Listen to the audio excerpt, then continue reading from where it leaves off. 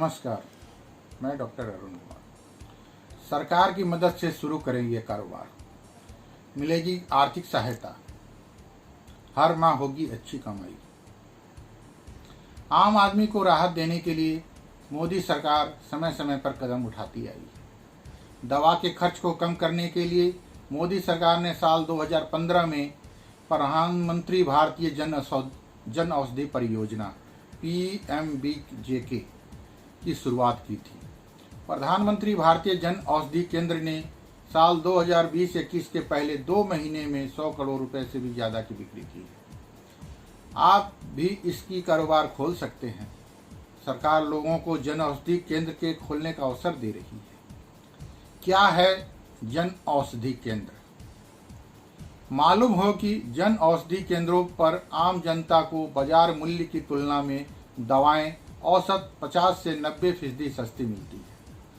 मौजूदा समय में देश में 726 जिलों में 6300 से अधिक जन औषधि केंद्र हैं। खास बात यह है, इसे खोलने के लिए सरकार आपकी मदद करेगी। आइए जानते हैं कैसे। जन औषधि केंद्र खोलने का तरीका बेहद आसान है।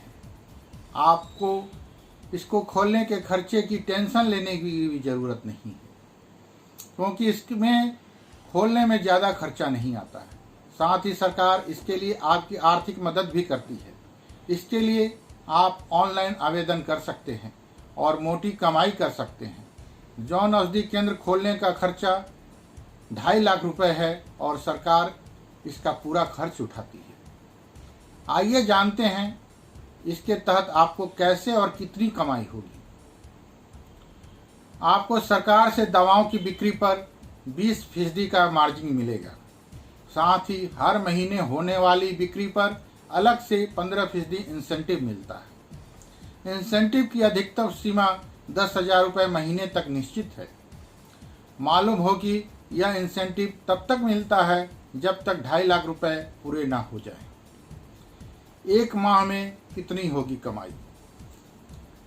जनरल मेडिक स्टोर के जरिए एक महीने में जितनी दवाइयों की बिक्री होगी उसका 20% कमीशन के रूप में आपको मिलेगा। यानी अगर आपने एक महीने में 1 लाख रुपए की बिक्री की है तो उस महीने में आपको 20,000 रुपये की कमाई हो जाएगी। अगर इसमें अधिकतम इंसेंटिव भी जोड़ दिया जाए तो यह रकम 30,000 रुपये हो जाएगी। आगे जानते हैं आप इसके लिए आवेदन कैसे कर सकते हैं। अगर आप जन औषधि केंद्र खोलने का विचार कर रहे हैं तो आपके पास जन औषधि स्टोर के नाम से रिटेल ड्रग सेल करने का लाइसेंस होना चाहिए। स्टोर खोलने के लिए आप www.janaushadhi.gov.in, एक बार फिर सुने, www.janaushadhi.gov.in पर जाकर फॉर्म डाउनलोड कर सकते हैं। एप्लीकेशन को bureau of pharma public sector undertaking of India के जनरल मैनेजर A&F के नाम से भेजना होगा। अगर आप खुद आवेदन करना चाहते हैं तो आपके पास आधार कार्ड और पैन कार्ड होना चाहिए।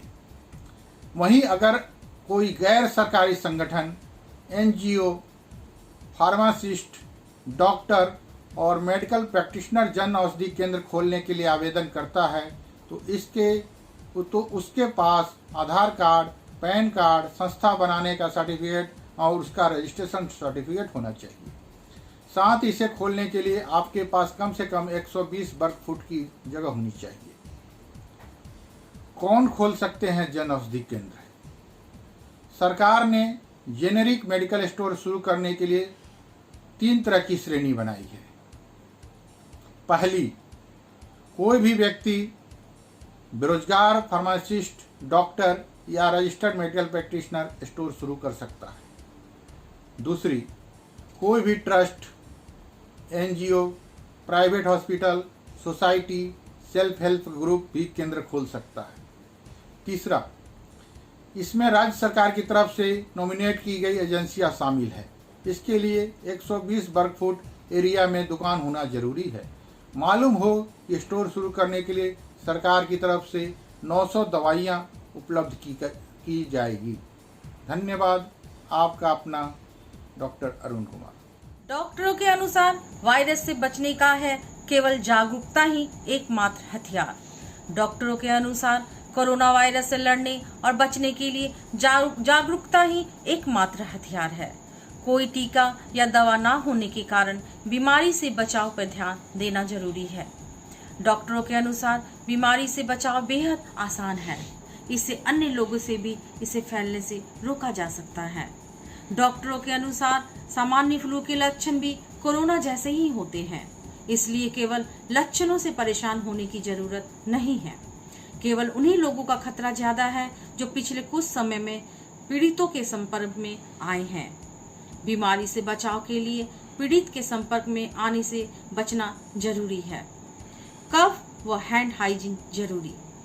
डॉक्टरों के अनुसार कफ व हैंड हाइजीन से ही 80% मामले कम किए जा सकते हैं। उन्होंने कहा है, खांसते वक्त वायरस निकल के हवा में फैलते हैं। ऐसे में खांसते वक्त रुमाल या कोहनी मोड़ कर लगाए। संदिग्ध के संपर्क में आने वाले प्रत्येक व्यक्ति के संक्रमित होने का खतरा रहता है। बीमारी से बचने के लिए हाथ मिलाने और बार बार मुंह पर हाथ लगाने से बचें। सामान्य दवा से उपचार। उन्होंने बताया कि कोरोना के संदिग्ध लक्षण वाले मरीजों को आइसोलेशन में रखकर बुखार उतारने व खांसी जुकाम ठीक करने की दवा दी जा रही है। चिकित्सकों की निगरानी में 10 से 15 दिन रखने पर कोरोना के लक्षण मिलने के बाद ही सैंपल जांच के लिए भेजे जाएंगे। उन्होंने बताया कि जांच रिपोर्ट पॉजिटिव आने पर पीड़ित के संपर्क में आए लोगों और परिजनों की जांच की जाएगी। चिकन से नहीं कोई खतरा। डॉक्टरों के अनुसार अच्छी तरह धोकर पकाए गए चिकन से वायरस फैलने का कोई खतरा नहीं है। विशेषज्ञ के अनुसार भारतीय तरीके से पकाने पे वायरस के जिंदा बचने की संभावना नहीं रहती है। विदेशों में चिकन समेत अन्य मांसाहारी पदार्थों पर रोक लगाई गई है, क्योंकि वहां पकाने की विधि ऐसी है जिससे वायरस जिंदा रह सकता है। इन सामान्य बातों पर रखें ध्यान। किसी भी चीज को छूने के बाद हाथ साबुन से अच्छी तरह धोएं। अस्पताल या भीड़ भाड़ वाली जगह जाने से बचें। संदिग्ध लक्षण महसूस होने पर तुरंत डॉक्टर से मिलें। संदिग्ध लक्षण महसूस होने पर घर से बाहर ना निकले। फिलहाल विदेश यात्रा करने से बचें। ऐसे पर्यटक स्थलों पर जाने से बचें जहां विदेशी संपर्क में आ सकते हैं। खांसते या छींकते समय रुमाल या कोहनी मोड़कर लगाएं। जूस, गर्म सूप, दलिया समय पेय पदार्थ लें। शरीर में पानी की कमी ना होने दें।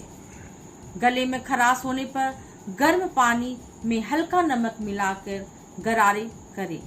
मैं ललिता कुमारी, धन्यवाद।